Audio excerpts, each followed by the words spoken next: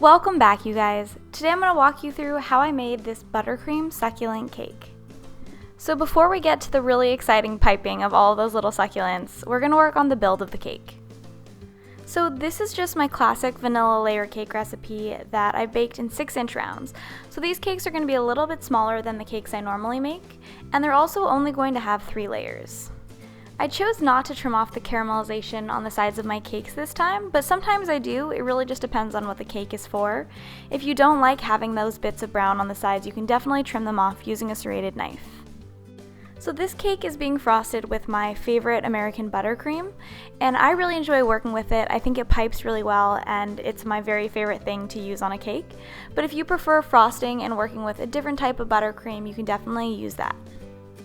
So once I had smoothed my crumb coat and chilled the cake in the freezer for about 5 minutes, I added on my second layer of frosting.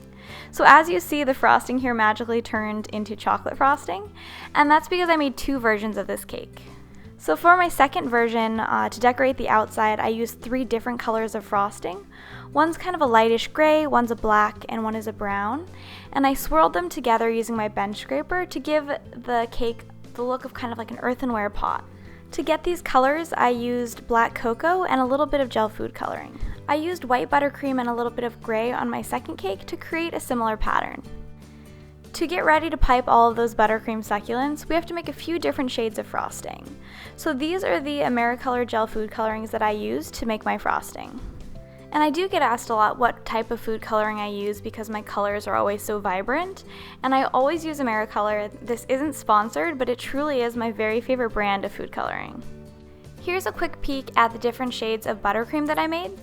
To achieve these colors, for some of them I added more or less of the same shade of gel food coloring, and obviously I used that wide array that I just showed you.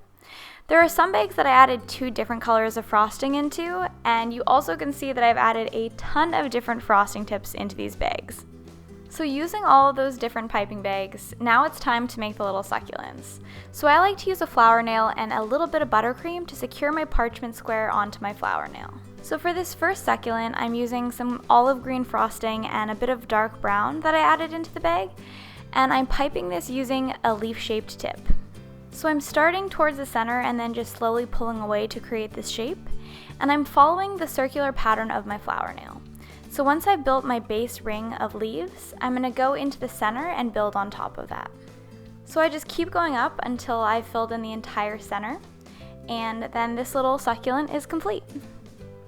So I think this is one of the easier succulents to make. It's just kind of the same shape over and over, and it's really easy to get a hang of. Once the succulent is made, I like to carefully twist it off of my flour nail and then set it aside to be frozen. For our next little succulent, we're going to pipe just the shape of a normal buttercream rose. So this isn't really a succulent, I guess, but I really love the way buttercream roses look, and I think that because of the shades we're using, it still comes across as the right theme.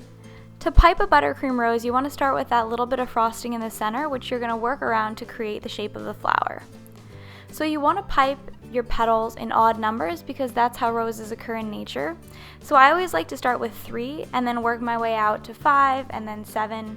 And I usually stop there just because I don't want these to get too big.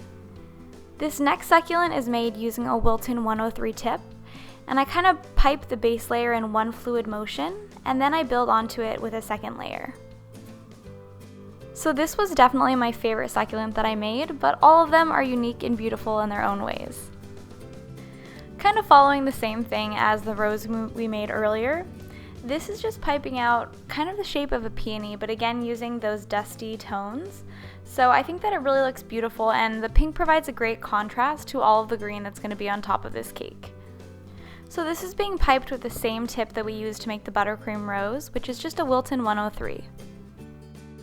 Similar to my favorite succulent that we made earlier, I threw in this, which is really just an apple blossom, and it just has 5 petals and is piped using, again, a Wilton 103.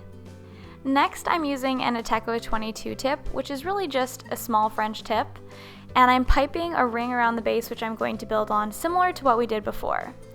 I really love the French tip here because it creates such great texture and really makes the little succulent look like it's spiky.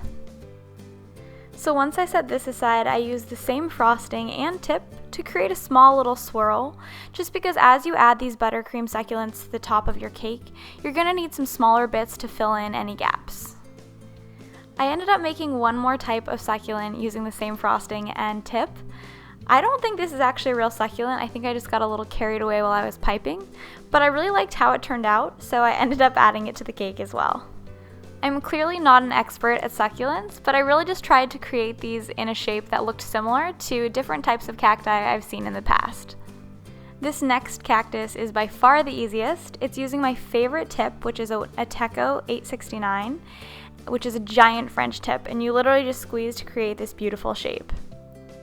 Okay, I'm going to share one more with you guys. So this is very similar to the first cactus that I showed you, but instead of pulling away as we're doing this, I'm kind of leaving the tip near where it starts to create some thicker, more full leaves.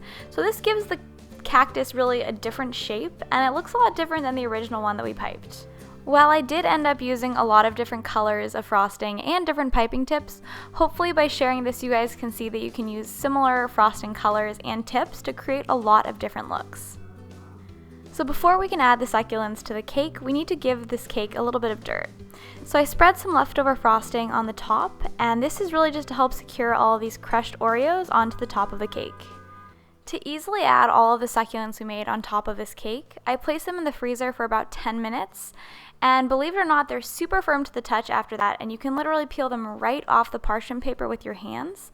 But you want to work quickly as you do this because the heat from your fingers will start to melt the buttercream, and you don't want to throw off any of those beautiful shapes. Since these are frozen, they're not going to really stick to those Oreo crumbs, so I'm adding little dollops of leftover buttercream beneath them to make sure that they stick and stay in place. So now you guys can really see that wide variety of different greens that I used. I really went all out on the green spectrum, and I used a lot of different types, but you definitely don't have to use as many as I did. I used some leftover frosting and a small round tip to fill in the spaces between each of my succulents. To give this planter a little bit more life, I piped some of that frosting over the edge of the cake and down the side, just to look like a vine that's slowly growing out of the planter. So here's a quick overhead of the cake. You can see there's such a beautiful variety of different succulents or cacti that we piped. I'm so happy with how this turned out. Usually I'm really excited to cut into a cake. It kind of brings everything full circle for me. But this one was actually really hard to cut into just because I was so in love with the decoration.